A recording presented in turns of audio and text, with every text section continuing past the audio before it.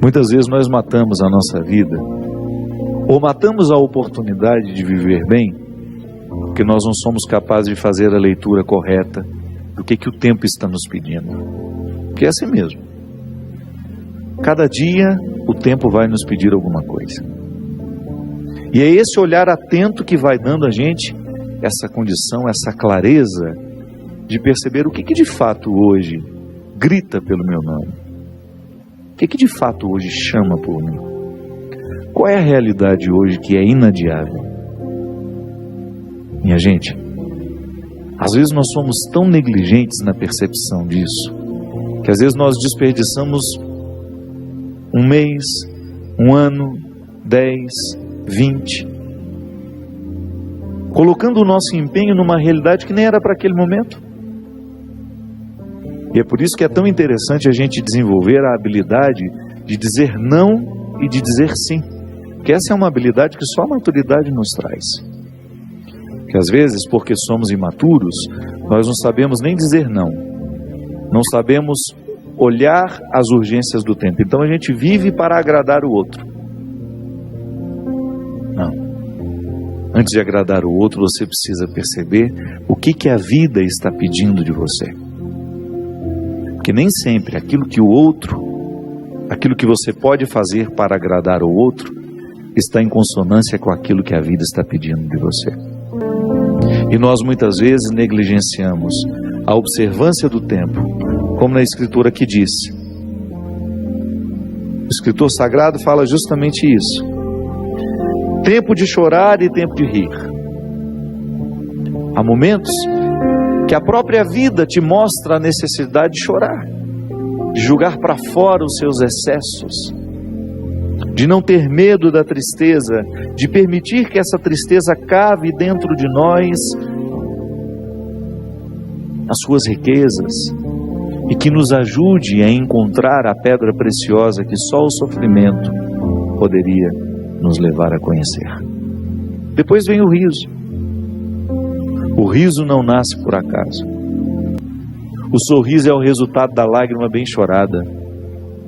O sorriso é o resultado final de um processo de luta que nós estabelecemos, de observar dia a dia qual é o empenho que aquele dia me pede, o que hoje eu preciso fazer para ter o direito do sorriso amanhã. E é bom, você sabe por quê? Porque à medida que nós estamos passando o perrengue, sabendo que ele será construtivo, já nascem pequenos sorrisos ao longo desse processo. Quando a gente fala de um sorriso final, é apenas a metáfora de um processo bem feito, bem vivido. Tempo de abraçar, tempo de se afastar. Quanto sofrimento, né? Em perceber o distanciamento como necessário ao crescimento do outro. É aquele filho que vai embora para estudar. Não dá para reter filhos. Por isso que é tempo de abraçar, é tempo de cuidar, é tempo de estar junto. E vai chegar um momento em que esse afastamento será necessário para o próprio curso da vida. Depois volta. Mas num primeiro momento a gente precisa do distanciamento. É a urgência do dia. Chegou a época, é preciso estudar. É preciso buscar um futuro fora daqui. Minha gente, quando nós observamos o movimento do tempo e as suas urgências, a gente entra dentro do contexto de uma sabedoria irrenunciável à nossa realização humana. Tempo de rasgar, tempo de costurar.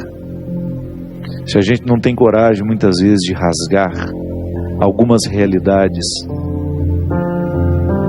depois jamais conseguiremos viver a libertação dela. Muitas vezes nós lamentamos perder, e quando na verdade a gente vai observar aquilo que a gente perdeu, não foi perda, foi libertação. Quantos relacionamentos precisam ser rasgados para que depois eles sejam costurados do jeito certo? Fazer cair por terra todas as ilusões que nós temos do outro, ou todas as pretensões que nós julgamos em cima do outro. Não, o outro não tem que corresponder às minhas expectativas. O outro tem de ser ele. E se por acaso houve uma empatia comigo, ali construímos uma relação de amizade, se não, uma relação de respeito só. Mas é preciso rasgar. Nós precisamos viver o enfrentamento. O enfrentamento que depois vai provocar uma libertação em nós. Enfim, a vida sempre vai nos pedir uma observação. A vida sempre vai pedir de nós calma, paciência, porque com pressa nós passamos por cima de todas essas necessidades e não somos capazes de reconhecê-las. Você parou para pensar nisso? Que às vezes a vida não está dando certo, é porque você nem sabe exatamente o que você está precisando. Às vezes nós ficamos tão aflitos, tão angustiados e não sabemos por quê. Faltou chegar ao ponto-chave. Faltou descobrir o ponto nevrálgico ali, onde de fato está iniciando o conflito. Paciência, né? A gente não tem paciência nem para descobrir o que está nos angustiando. É a nossa pressa, é a vida estranha que nós vamos vivendo.